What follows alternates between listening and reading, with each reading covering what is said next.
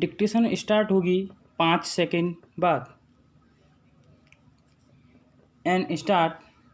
एक वाद में सर्वोच्च न्यायालय के समक्ष केवल इस प्रश्न पर ही बहस ही गई कि क्या प्रत्यार्थी भारतीय वायुसेना की सक्रिय सेवा से सेवानिवृत्त हो जाने के पश्चात लोक सेवक बना रहा था, भले ही उसे नियमित वायुसेना रिजर्व में स्थानांतरित कर दिया गया था। संघ के काउंसिल ने यह निवेदन किया कि प्रत्यार्थी भारतीय वायुसेना से सेवानिवृत्त हो चुका था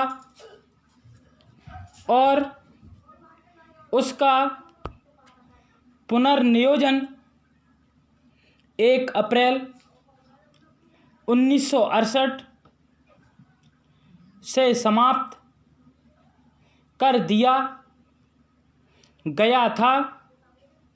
इसलिए वह लोक सेवक ही नहीं रह गया था तथा इसलिए कोई मंजूरी आवश्यक नहीं थी। हमने पक्षकारों के काउंसिल की सुनवाई की थी और उच्च न्यायालय तथा विशेष न्यायाधीश के निर्णय का परिशीलन भी किया है। ऊपर उल्लिखित तथ्यों के बारे में कोई विवाद नहीं है और इस मामले में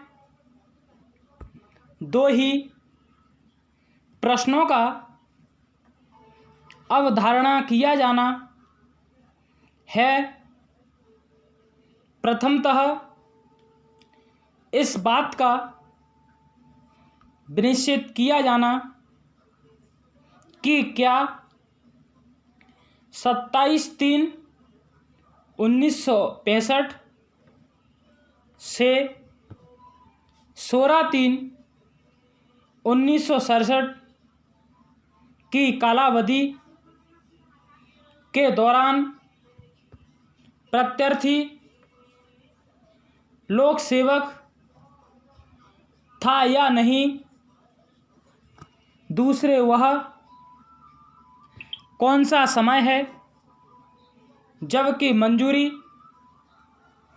आवश्यक थी, अर्थात क्या उस समय मंजूरी आवश्यक थी जबकि अपराध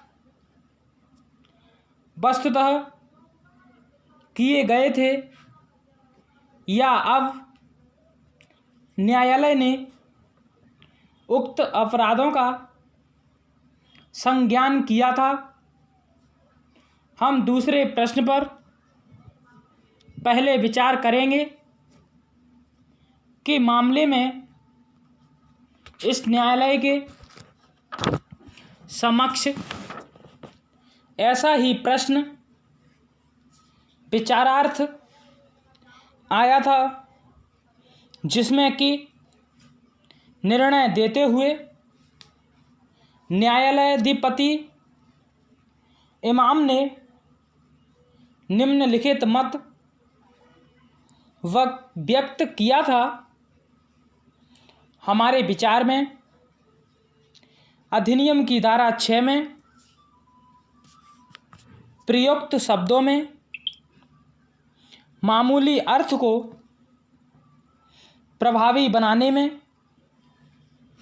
यह निष्कर्ष अपरिहार्य है कि जब न्यायालय से मामले का संज्ञान करने के लिए कहा जाता है,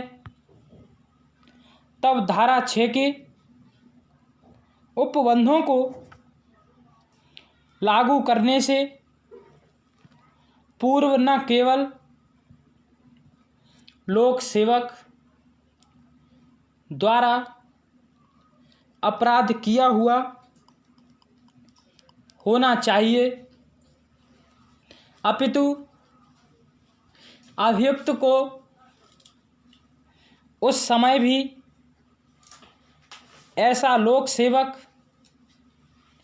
होना चाहिए था जिससे समक्ष प्राधिकारी पद से हटा सकता है। मामले में इस न्यायालय के हाल के निश्चयों का अनुसरण किया गया है। इस न्यायालय के ऊपर निर्दिष्ट निश्चयों को ध्यान में रखते हुए अब यह विषय अनिर्णीत नहीं है और इस न्यायालय के निश्चयों को ध्यान में रखते हुए अब यह निपटारा हो जाता है। अतः यह निष्कर्ष निकलता है कि अभियोजन पक्ष को यह साबित करना होगा कि जब अपराध का संज्ञान किया गया था तब प्रत्यर्थी लोक सेवक नहीं रह गया था। इस न्यायालय में ऐसा प्रतीत होता है कि विशेष न्यायाधीश ने संज्ञान 19 जून 1969 को किया था, जबकि प्रत्यर्थी पुनर्नियोजन किए जाने के कारण लोक सेवन बना रहा था और ऐसा कि ऊपर कहा गया है उसकी सेवाएं 1 अप्रैल 1968 को समाप्त कर दी गई थी, किंतु वह 15 जून 1970 तक अर्थात अपराध में संज्ञान के काफ़ी समय पश्चात तक भी सहायक वायुसेना का सदस्य बना रहा था। तथापि संघ के विद्वान काउंसिल ने यह निवेदन किया कि नियमित वायुसेना रिजर्व अधिनियम के उपबंधों के अधीन पुनर्नियोजन नियमित वायुसेना में नियोजन की कोटि में नहीं आएगा और इसलिए भले ही प्रत्यर्थी को पुनर्नियोजित किया गया हो, उसके बारे में यह नहीं कहा जा सकता कि वह एक लोक सेवक की हैसियत रखता था। And stop.